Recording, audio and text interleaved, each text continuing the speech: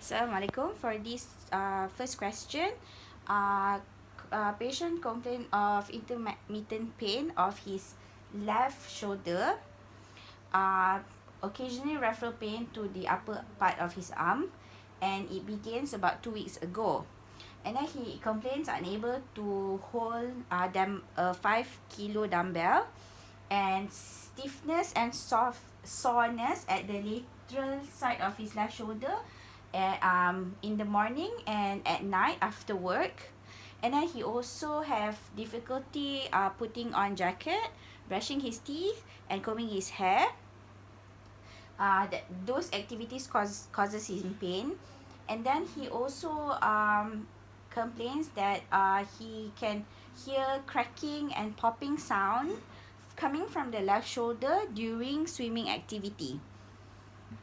So for this patient, I'm going to assess him with the hand behind back assessment, which I'm going to demonstrate first. So first, okay, you are going to lift up your left hand, and then can you please see what I'm doing first? Yeah. And then lift up your left hand and bring it upward as far as you can. If you experience any pain, let me know, and I'll assess it later. So first, hand behind your back. Okay, try to move it upward. Does it cause any pain? Yeah. Pain here? Yes. Alright, very good. Thank you. And then, because he is experienced pain, we just want to compare.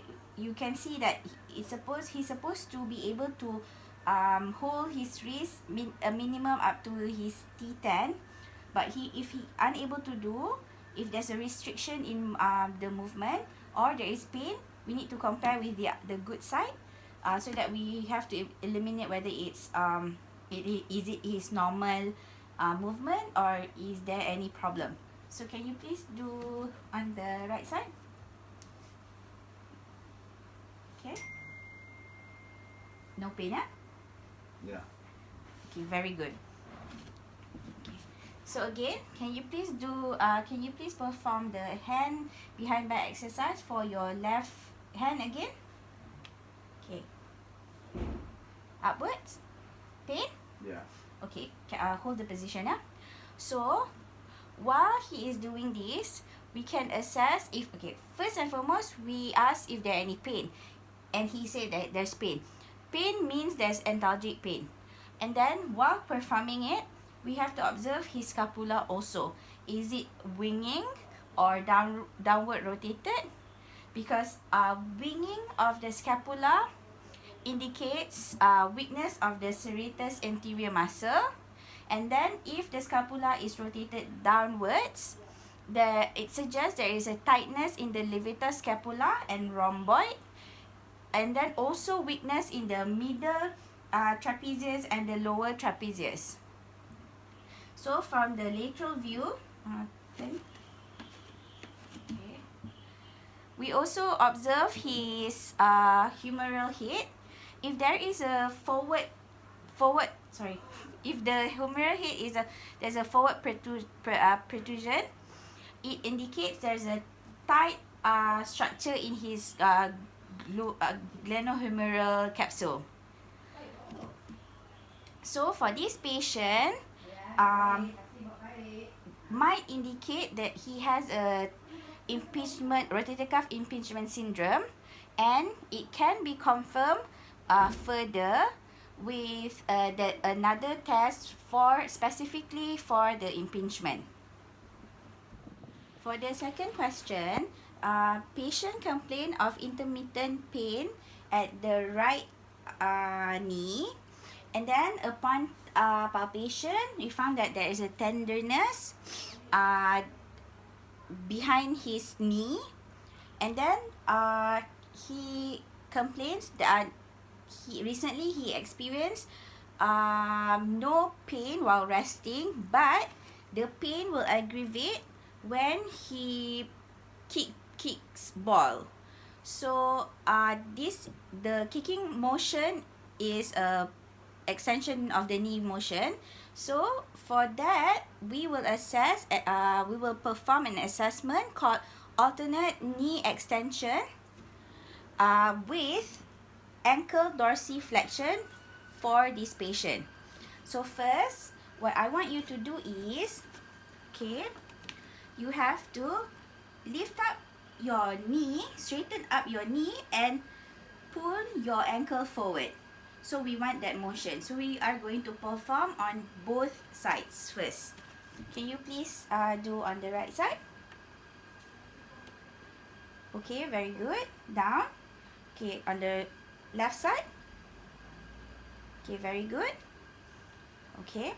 While doing it, do you experience any pain? Yep. When? Where is the pain? Down here. Okay. When you are pulling up your leg? Yep. Okay. So first we already checked the range of motion. Now to confirm it, because to further investigate the knee, I want you to lift up your leg again. Lift up and lift up your ankle and hold for 5 seconds. Alright? Okay, down. Okay, there was pain, yeah? Yep. Alright. So while he is extending his knee, what we need to observe is if there is any abnormal movement of his knee. If there is a medial rotation of the knee while he is performing the extension, it could suggest a tightness of his distal hamstring. And if lift up your leg again. Okay. And if there is a reduce in range of motion, it also indicates there is tightness of his hamstring and weakness of his quadricep muscles.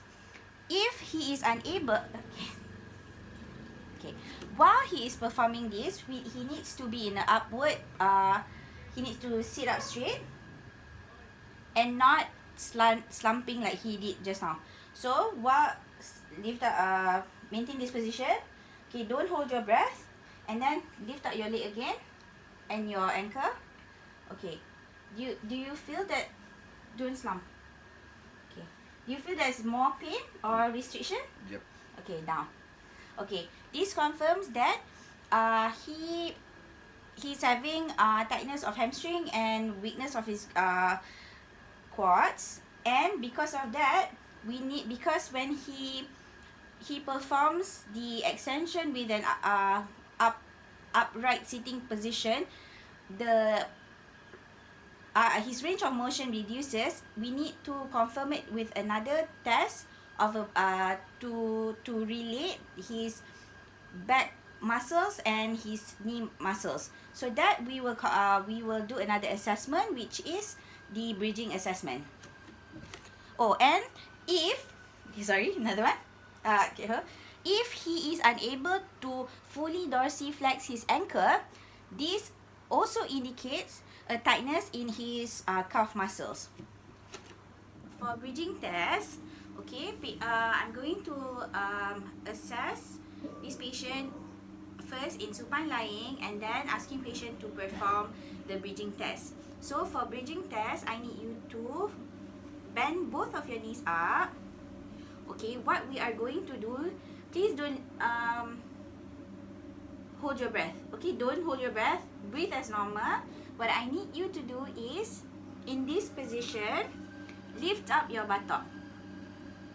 Up and down. Okay? Do you feel any pain? No. Okay. Okay, this time, up and hold for 5 seconds. Wait, belum lagi. This time, up and hold for 5 seconds. Okay, 1, 2, up. Alright. 1, 2, 3, 4, 5, and down. Okay. From the bridging exercise, the bridging assessment, what we need to assess is his lumbar, his spine should be in a neutral position. Okay, again, one more time. Up. Okay, it should be in a neutral position and without any pain. So 1, 2, 3, 4, 5. Very good. Down. Okay. For progression, first we need him to put both hands on his shoulder. Breathe as normal, yeah? And perform the bridging exercise. Alright? Up. 1, 2, 3, 4, 5. Very good.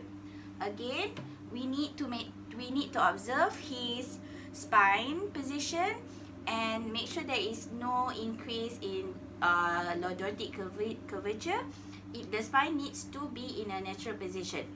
Okay? Do you experience any pain? No. Okay, very good.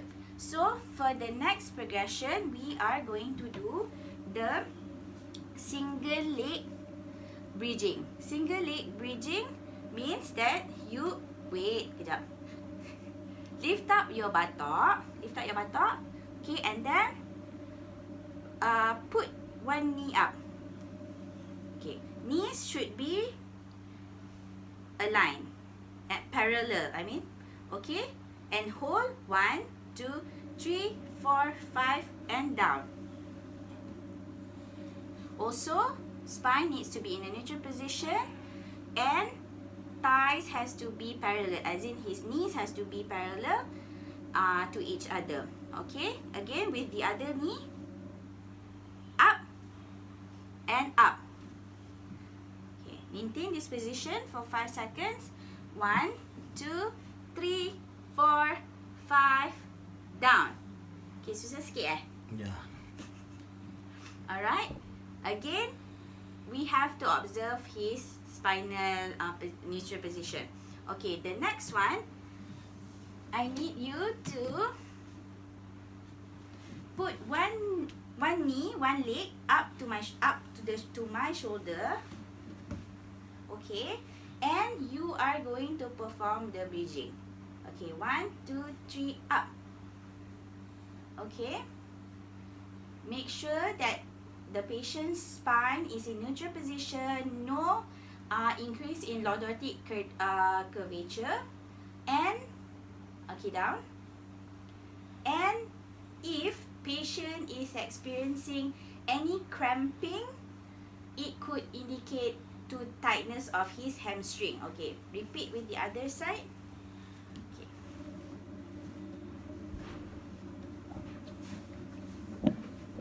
Okay, put your leg up to my shoulder. Alright.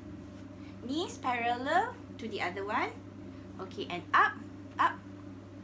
Okay, 1, 2, 3, 4, 5, 6, 5. Down. Very good. Okay. So thank you.